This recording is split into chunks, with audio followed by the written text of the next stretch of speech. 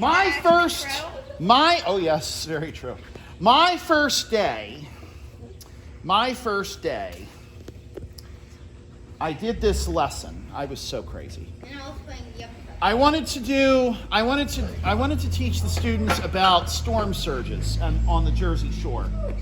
These were fourth graders, and so I literally had them build these models of barrier islands, which are kind of like Ocean City or Island Beach, or if you've been to any of those, Seaside Park.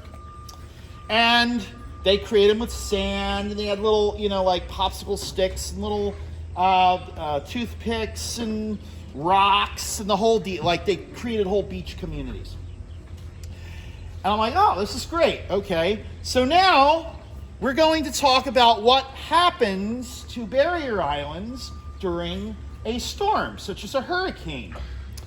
Which means I'm going to get a large bucket of water, and it is going to be Hurricane Emmons that is going to destroy all your wonderful barrier islands. So I took my giant water bucket, and I said, and I turned the fans on. Like, oh, here comes the wind.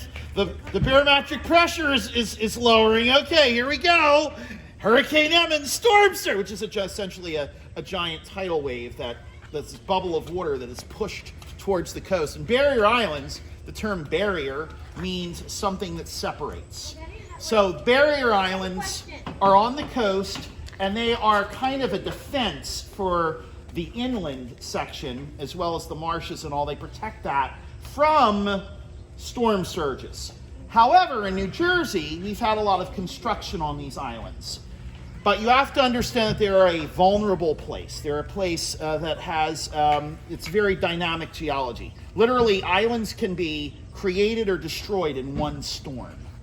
And when we talk about geologic time, such as the Grand Canyon, it takes millions of years for something like that to form. But a barrier island can form or be destroyed within one storm. So here comes Hurricane Emmons with a giant flow of water. Whoosh! And the water, the sand, the rocks, everything goes all over the place. All over the students, the tables, the chairs, all over the floor. Was it indoors? Oh yeah, it was indoors. What? And I was right above the kindergarten room. Okay? So they're hearing like bangs and booms and water is like dripping through the ceiling. And there's these little kindergartners down there going, "Teacher, what is all that banging going on? Are they testing artillery upstairs? I don't understand. What's going on? I thought things like that happen outside.